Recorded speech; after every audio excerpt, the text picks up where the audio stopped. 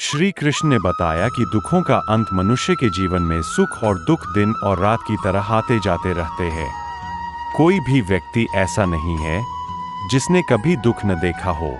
कभी अपनों का साथ छूट जाता है, कभी मेहनत का फल नहीं मिलता, कभी विश्वास टूट जाता है, तो कभी मन में अकेलापन भर जाता है। ऐसे समय में इंसान सोचता है कि आखिर इन दुखों का अंत कैसे होगा? क्या जीवन केवल संघर्ष और पीड़ा का नाम है? इसी प्रश्न का उत्तर भगवान श्री कृष्ण ने भगवद गीता में दिया। कुरुक्षेत्र के मैदान में जब अर्जुन मोह, भय और दुख से टूट गए थे, तब श्री कृष्ण ने उन्हें जीवन का वह ज्ञान दिया जो आज भी हर दुखी मनुष्य के लिए प्रकाश का मार्ग है। श्री कृष्ण ने बताया कि दुखों का अंत बाहर की परिस्थितियों से नहीं, बल्कि भीतर की चेतना से। एक दुख का सबसे बड़ा कारण मोह। श्री कृष्ण कहते हैं कि मनुष्य का सबसे बड़ा दुख मोह से जन्म लेता है। जब हम किसी व्यक्ति, वस्तु या परिस्थिति से अत्यधिक जुड़ जाते हैं, तब उसके बदलने या छूट जाने पर दुख पैदा होता है। कुरुक्षेत्र में अर्जुन अपने रिश्तेदारों और गुरुओं को देखकर विचलित हो गए थे। उनका मन युद्ध करने से पीछे हट गया। तब श्री कृष्ण ने कहा, जिसका जन्म हुआ है उसकी मृत्यु निश्चित है, और जिसकी मृत्यु हुई है उसका पुनर्जन्म निश्चित है। इस संसार में सब कुछ बदलने वाला है। जो आज हमारे पास है वह कल नहीं रहेगा।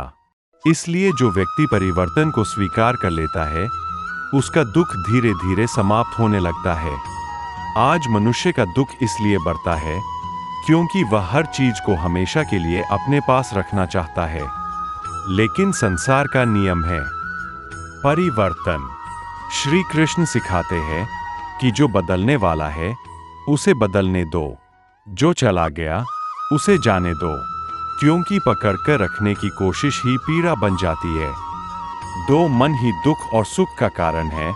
श्री कृष्ण ने कहा कि मनुष्य का मन ही उसका मित्र है और मन ही उसका शत्रु। दुखी है वे भविष्य की चिंता और अतीत के पछतावे में अपना वर्तमान खो देते हैं। श्री कृष्ण कहते हैं, जो हुआ अच्छा हुआ, जो हो रहा है अच्छा हो रहा है, जो होगा वह भी अच्छा होगा। इसका अर्थ यह नहीं कि जीवन में कभी कठिनाई नहीं आएगी, बल्कि इसका अर्थ है कि हर घटना के पीछे कोई न कोई उद्देश्य छिपा होता है। कई बार जो हमें दुख लगता है वही भविष्य में हमारे लिए वरदान बन जाता है। 3 इच्छाएं ही दुखों की जड़ है। श्री कृष्ण ने बताया कि मनुष्य की अनंत इच्छाएं ही उसके दुखों का सबसे बड़ा कारण है। एक इच्छा पूरी होती है तो दूसरी जन्म ले लेती है। मन कभी संतुष्ट नहीं होता। धन चाहिए, फिर अधिक धन चाहिए, सम्मान चाहिए, फिर सबसे अधिक सम्मान चाहिए। यही अंतहीन दौड़ मनुष्य को थका देती है। श्री कृष्ण कहते हैं, जिसने अपनी इच्छाओं पर नियंत्रण पा लिया वही सच्चा सुखी है। आज इंसान के पास सुविधाएं बहुत है, लेकिन शांति नहीं है, क्योंकि उसने बाहरी सुख तो खोज लिया पर भीतर का संतोष खो दिया। अर्थात मनुष्य का अधिकार केवल कर्म करने पर है, फल पर नहीं। मनुष्य का अधिकांश दुख परिणाम की चिंता से पैदा होता है। वह हर समय सोचता रहता है, अगर मैं असफल हो गया तो, अगर लोग मुझे स्वीकार नहीं करेंगे तो, अगर मेहनत का फल नहीं मिला तो। यही चिंता मन को कमजोर कर देती है। श्री कृष्ण कहते हैं कि अपना कर्म पूरी निष्ठा से करो और परिणाम ईश्वर पर छोड़ दो, क्योंकि जब इंसान केवल कर्म पर ध्यान देता है तब उसका मन शांत रहता है। कई बार जीवन में हमें हमारी उम्मीद के अनुसार फल नहीं मिलता, लेकिन इसका अर्थ यह नहीं कि हमारी मेहनत व्यर्थ गई। हर कर्म भविष्य का रास्ता बनाता है। 5 आत्मा अमर है। अर्जुन का सबसे बड़ा दुख अपने प्रियजनों की मृत्यु का भय था।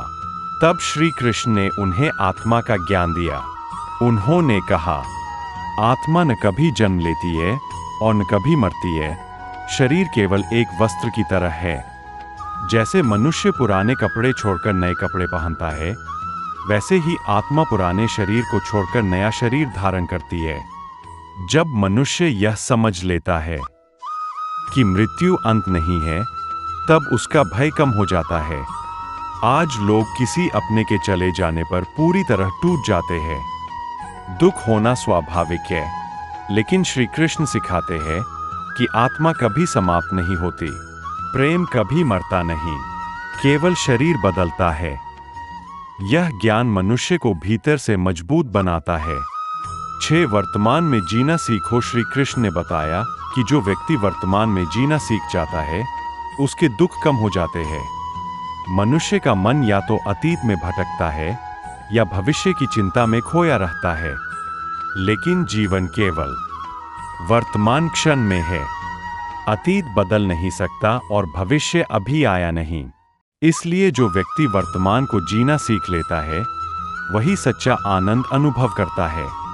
श्री कृष्ण कहते हैं कि हर परिस्थिति में स्वयं को स्थिर रखो। सुख आए तो अहंकार मत करो और दुख आए तो टूटो मत, क्योंकि दोनों ही अस्थायी है। साथ क्रोध और अहंकार दुख को बढ़ाते हैं। श्री कृष्ण ने कहा, क्रोध से भ्रम पैदा होता है, भ्रम से बुद्धि नष्ट होती है और बुद्धि नष्ट होने पर मनुष्य का पतन हो जाता है। जब इंसान क्रोध में होता है, तब वह सही और गलत का निर्णय नहीं कर पाता। बाद में वही निर्णय उसके दुख का कारण बनते हैं। इसी प्रकार अहंकार भी दुख पैदा करता है।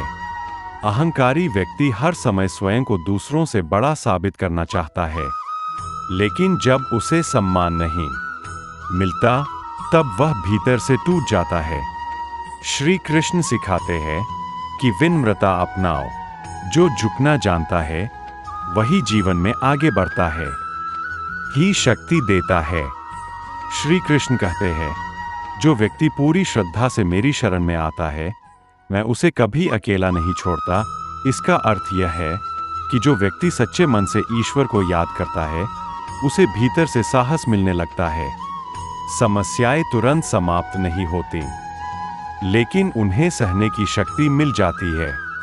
9 सेवा और प्रेम से दुख दूर होते हैं। श्री कृष्ण ने प्रेम को सबसे बड़ी शक्ति बताया। जो व्यक्ति केवल अपने बारे में सोचता है, उसका दुख बढ़ता जाता है, लेकिन जो दूसरों की सहायता करता है, उसका मन हल्का होने लगता है। लेकिन उन्हें सहने की निष्कर्ष श्री कृष्ण ने बताया कि दुखों का अंत संसार छोड़ने में नहीं, बल्कि सही दृष्टि अपनाने में है। जब मनुष्य मोह छोड़ देता है, इच्छाओं को नियंत्रित करता है, वर्तमान में जीना सीखता है, अपने कर्म पर ध्यान देता है और ईश्वर पर विश्वास रखता है, तब उसके भीतर शांति जन्म लेती है।